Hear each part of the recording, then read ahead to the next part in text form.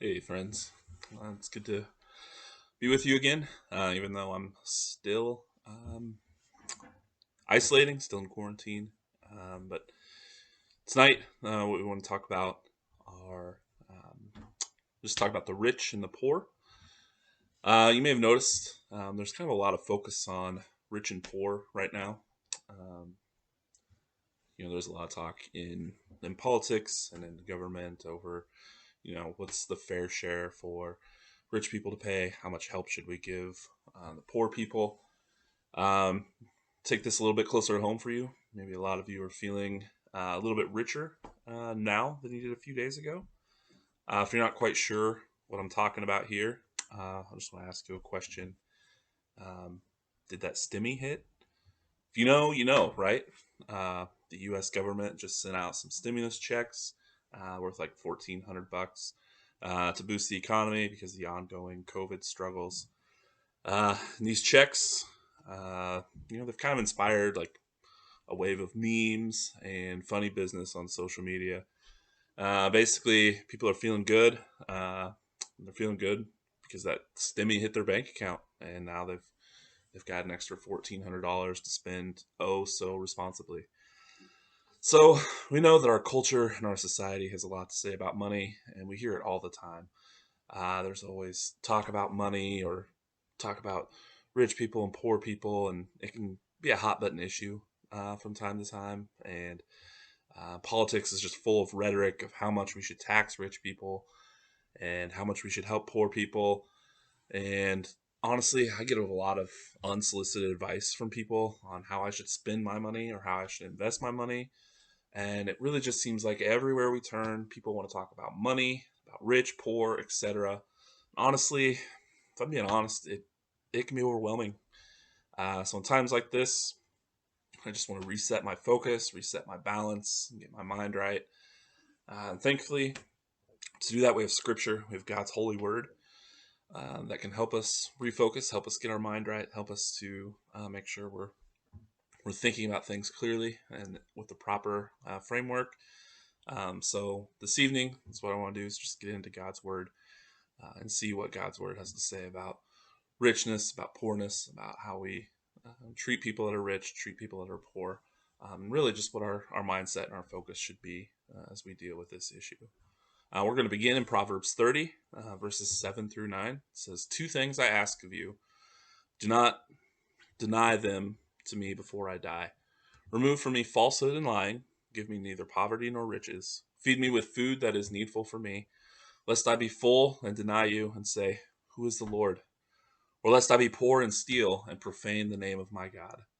So as we look at this scripture, it gives us an interesting look at things. And it's really just like a balanced view, if you will. The author is asking God for two things. The first is to be kept away from falsehood. Basically, nobody likes to be lied to. The author's saying, keep me away from lies and liars. Ain't nobody got time for that, right? The second thing, after keeping lies away, keeping me away from falsehood, the second thing, and this is an important thing, says, give me neither poverty nor riches. And again, it's this idea of balance. Don't make me poor, but don't let me be rich either. I think we can all definitely agree with that "don't let me be poor" thing. Like, we don't want to be poor.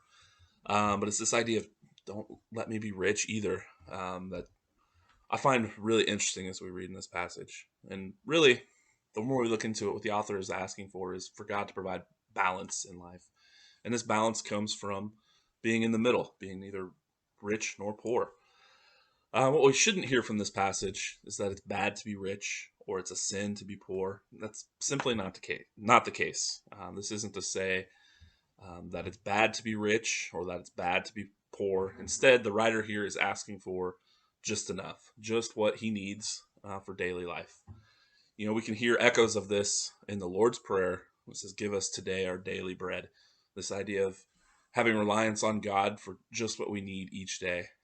The author asks for this. So instead of being so rich that he becomes full of himself and doesn't think he needs God anymore, if we look at verse 9, he says, basically, don't let me be full so I deny you and say, "Who is the Lord?" So a lot of times in wealth, we can become self reliant and ignore God. We think, hey, we got this. We've got security in our bank account, everything's taken care of. Um, so we don't want that mindset. And then also the other end of that spectrum, the author is saying he doesn't want to be in that place of desperation, of need, where he's saying, I'm poor and I'm going to do things that go against my Christian character and go against my God, things that aren't honoring to God in order to meet my needs. So he's saying, lest I be poor and steal and profane the name of God. So we don't want to be so wealthy that we forget that we need God and we just go our own way and try to do things on our own. That's a path that'll lead to ruin. And we want to be in this place where we do need to rely on God. We do need to ask God for what we need every day, so that we have what we need in order to continue sharing the good news of the gospel. So we aren't stuck in this place where we feel like we have to commit criminal acts in order to survive. Instead, we want to maintain a balance, and more importantly, we want to maintain a humility that we know that all of our things come from God, that we're trusting in Him and we're relying on Him. If we think back to what we talked about last week, there was a quote that said, "We are rich because we are blessed, not blessed because we are rich." And this idea is that God's provision, God's blessings, that's all that we need. And that's what makes us rich in this life. That's what gives us our security. And really just that's what we find our value in. And we find our truth in knowing that God has provided for us, God cares for us, and that helps us maintain that balance and that humility and knowing that we trust in God. And it's not what we do, but rather what God provides. So as we proceed here this week, I have a few truths, a few points about the rich and the poor that I want to point out that come from the book of Proverbs, and that are really going to be brought out by the verses that we share together this evening. The first truth number one, is that the Lord is the maker of the rich and the poor. Proverbs 22, verse 2 says, "The rich and the poor meet together, and the Lord is the maker of them all." So, what do rich and poor people have in common? Well, if we made it into a Venn diagram, the overlap between rich and poor would be this: be that all are made in the image of God. The Lord is the maker of them all. Rich or poor, all are made by God. And as such, we shouldn't look down on anybody. Rather, we should look at all, whether they're rich or whether they're poor, with love. We don't look at the poor with contempt, and we don't sit around and wait for the rich to fall on their faces. Um, Proverbs 17:5 says that whoever mocks the poor insults his maker, and he who is glad at calamity will not go unpunished. So it's this idea of we don't sit around and mock people for being poor, but at the same time, we aren't sitting around waiting for, you know, something terrible to happen to a rich person. And if I'm being honest, sometimes I'm guilty of that, where it's like, so and so lost $500 million when their big stock plummeted on the stock market. And I'm like, serves them right. No, that's not the right way to look at it. That's not the right way to go about it. We don't wait for calamity to celebrate when people fall, and we don't mock the poor. Both of those insult our Maker, insult our God. Rather, we treat all with the dignity and the respect that they deserve as image bearers of God. This brings me to the second truth. And this truth is that the rich have friends, but the poor do not. And you may have noticed the use of the air quotes there. And really, the thing here is this is just kind of like a dark truth or dark side of humanity. Um, if we're honest, it can be hard to know who your friends are. And it can be hard for someone who's poor to feel valued or embrace friendship. A lot of times they could be just more concerned with survival and getting what they need and looking out for themselves. But it's just as hard for rich people. Proverbs 14:20 through 21 says, "The poor is disliked even by his neighbor, but the rich has many friends. Whoever despises his neighbor is a sinner, but blessed is he who is generous to the poor." And this verse may sound like it's saying the opposite of the point that I was making, that the rich have friends, and many friends, even as verse 20 says. But I ask you, is that genuine friendship? Is that coming from a place of, hey, I want to be friends with that person because I like them, I like their personality, I want to be around them? Or is it a friendship coming from this idea of, hey, so and so is rich, and if I'm friends with them, I might reap some of the benefits from that. If I'm being honest, if I won the lottery tonight, I'd have a lot more friends tomorrow than I do right now. People have a tendency to kind of come out of the woodwork when they know someone hits it big, when someone is rich, when someone has something that they want. People tend to gravitate towards that. One thing that kind of helps this hit home for me, I love sports. I love watching sports, and I actually really enjoy just getting to know the stories behind athletes, the stories behind some of my favorite people that I like to watch do the things that they do. I like knowing how people work, and because of this, one of my favorite things to watch is on ESPN. It's called 30 for 30, and 30 for 30 series is a series of documentaries that are full of background information behind athletes, behind big stories from sports. And there's one documentary in particular that really sticks out to me. It's called Broke. And Broke focuses on multi-million dollar athletes that lost everything. People that, as the title may suggest, were once rich and now they're broke. And in this documentary, there's lots of different athletes that are featured, and each story is different. Some of these athletes were gamblers and they made terrible decisions with money because they were gambling. Some went out and they just bought like whatever cool sports car they could think of, and then they bought like a dozen more because it's just money, right? Some lived frivolously, just making stupid decision after stupid decision. Some made poor investment decisions where they were trying to be smart with their money. They just made the wrong choices. And along the same lines of that, some people were ripped off by people that they trusted, people that they're like, yeah, let me invest your money for you. I've got some good ideas. And really, it was just people trying to kind of siphon money off of these rich people. So the one thing that was true for just about every athlete in this story, no matter how they lost their money, the one thing that's true kind of across the board is a lot of the friends that were there when the cash was flowing just simply weren't around when the money was gone. Um, and we see that in something such as Broke, but we can also see that in the Bible. If we think to the prodigal son, this parable from the New Testament, the son took the inheritance from his father and he went out and he lived his life however he wanted to live. And when that money was gone, when the party stopped, those new friends that he had met, those new friends that he had made, they were nowhere to be found. Basically, when the party stopped, when the money was gone, the friendship stopped and the friendship was gone. So we would be wise to remember the words in Proverbs 14:20 through 21.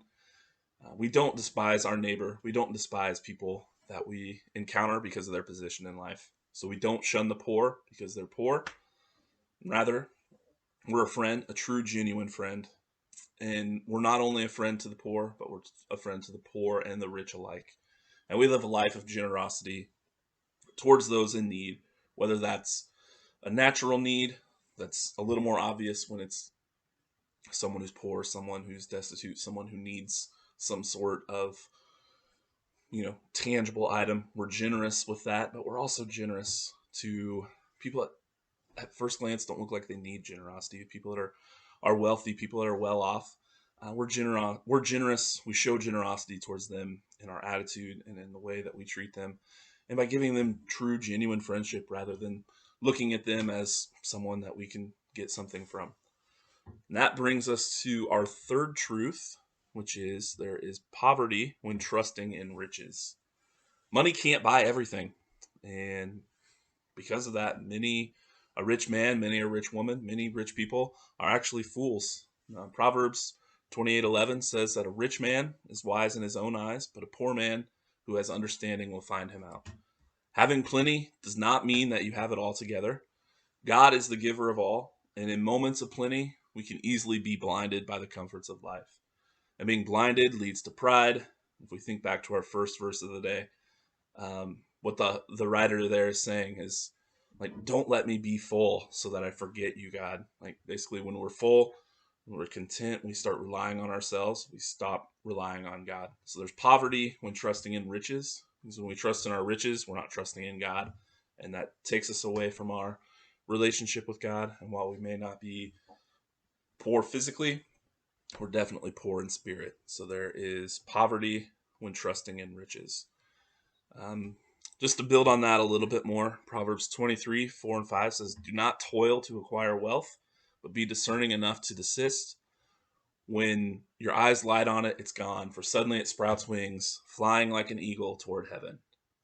Proverbs 27:24 says this: riches do not last forever, and a crown does not endure to all generations. So the riches and the power of this world are temporary, and since they're temporary, they won't bring lasting happiness. All right, if we're relying on riches and the things that we have, the things of this world for happiness, we may be happy for a season, but it's temporary. It's going to fade away. And that brings us to our fourth truth, which is having character is more important than having riches. Proverbs 11:4, kind of building off that idea of riches being temporary. Proverbs 11:4 says, riches do not profit in the day of wrath, but righteousness delivers from death. Proverbs 22:1 says, a good name is to be chosen rather than great riches, and favor is better than silver or gold. If we kind of put that in today's context, favor is better than silver or gold or Bitcoin or Doge or whatever else, GameStop stock. Proverbs 28:6, better is a poor man who walks in his integrity than a rich man who's crooked in his ways. We can kind of break it down like this. A person of character is one whose words are true. A person of character is one whose actions reflect their words. A person of character is one whose actions are not crooked, just like we saw in Proverbs 28:6. We're not crooked in our ways. Basically, what that means is you're the same person when you're by yourself as you are when people are around. So you're the same person in public that you are when you're at home by yourself. You have the same standards, the same character. And the fourth thing is, so a person of character is one whose words are true, whose actions reflect their words, whose actions are not crooked, and number four, whose priorities are not swayed by earthly circumstances. So you're the same yesterday and today and tomorrow. You're rooted in your relationship with God rather than basing everything on how your circumstances in life are. You're not one who's, in great spirits when they're feeling comfortable financially and then like ruthless when they're out for money. Rather, you're the same no matter your circumstances. You're still loving and kind to others. You're still generous of spirit, and you're still giving God the glory. So if we are ones of character, then we're not ruled by the shifting of our tide when our money or our circumstances change. We don't hold tightly to money because we know that God is at the center. God is the giver. God is the sustainer. God is the one who's going to give us what we need each day, rather than relying on ourselves and the provision that we can obtain through our material things. And as ones of character, we are reflecting God in all that we do. So if we have all those things in mind, that's when we're honoring God. That's when we're pleasing God with what we do. That's when we have a proper framework for the decisions that we make and the way that we're living our life.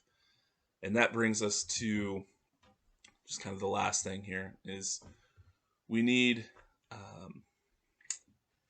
some sort of instruction from God as to how to act when we have something that can help those in need. We're people of high character, people that are following after God. And this last truth from Proverbs, this fifth truth that we need to keep in mind is that kindness and justice should be shown to the poor. We talked about this a little bit last week when we talked about giving. But again, this is something that continues to come up anytime that we talk about the rich and the poor. What do we do with people in need?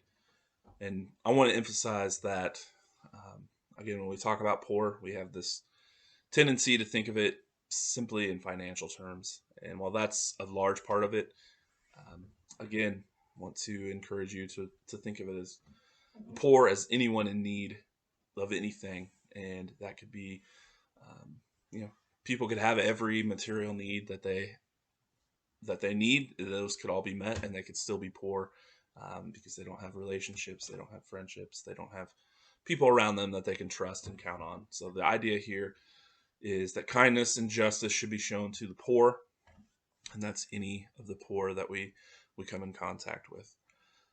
Proverbs 14:31 says this: "Whoever oppresses a poor man insults his maker, but he who is generous to the needy honors him." So we insult God by oppressing the poor. Um, and when we're oppressing the poor, we're insulting the maker, which is God, like I just said. So the idea is to show proper justice and proper respect, proper kindness to those in need. Building off of that, Proverbs 19:17 says, "Whoever is generous to the poor lends to the Lord, and he will repay him for his deed." Proverbs 22:9 says, "Whoever has a bountiful eye will be blessed, for he shares his bread with the poor." And Proverbs 28:27 says, "Whoever gives to the poor will not want, but he who hides his eyes will get many a curse." And the idea here is to be aware and to be active. Don't turn a blind eye to people in need. Don't just simply ignore it and go about your day. The idea is to be aware and be active. So, not simply see a problem, think about it, and then move on, but to be active, to keep your eyes open, and then to act upon what you see, to help where you can, when you can. Kindness and justice should always be shown to the poor and to those that are in need. As we wrap up this conversation tonight, the real idea of this lesson is not simply a lesson on what to do with your money. Um, it's easy to get kind of in that old way of thinking and to kind of get in those ruts of thinking, like talking about richness and poorness. This is like a conversation about money. And for me, it can be easy to kind of tune that out because I don't have a whole lot of money. So, uh, it can kind of be like, well, that's a lesson for somebody else because I'm not a rich person, so I don't need to listen to that conversation. But the point of this lesson isn't what to do with your money. The point is it's a lesson on focus, and it's a lesson on balance, and it's a lesson on perspective. The real point is to be better balanced, to be more centered, to have a proper focus, and to live a life honoring to God. Those are what our intentions behind all of these talks are, to help us live a life that is honoring to God and to live a life that has God at the center of our life, because the center of our life is our focus. And our focus should be on doing what is pleasing and honoring to God. This is a focus that it doesn't matter if we have riches or we're in poverty. It's something that we need to keep God at the center of our life and the center of everything, no matter what. So when the pride of riches take over, if we find ourselves in a place where we're wealthy in life and we're starting to become self-reliant, that's when we remove God from the rightful place that he should hold in our lives. Or when we become so worried over the lack of riches, or we become worried about like keeping what we have, and greed takes over, we've removed God again from that rightful place in our lives, and our focus has gone from keeping God at the center of our lives to making sure that we're taking care of ourselves. So our focus and our motivation shouldn't be on how much money we can get, or it shouldn't be on how good we feel when that stimmy hits and our bank account is looking fat. Instead, our focus in this, in money, in how we treat the poor, how we treat the rich, our focus in this and in all things should be, how can I bring God glory through this? As we know that all the riches of this world will someday fade. And 1 John chapter 2 tells us that the world is passing away along with all its desires, but whoever does the will of God abides forever. So as we wrap up today, let's let that be our focus and let that be our guide. With God at the center of our lives, may we rely on him to provide our needs, to provide our daily bread, and may we ever point others to him. Just this will be my hope and my prayer for you and for me, for all of us, that we can continue once again to live lives with God at the center of what we're doing, and that we rely on him, and through that we can bring glory and honor to him.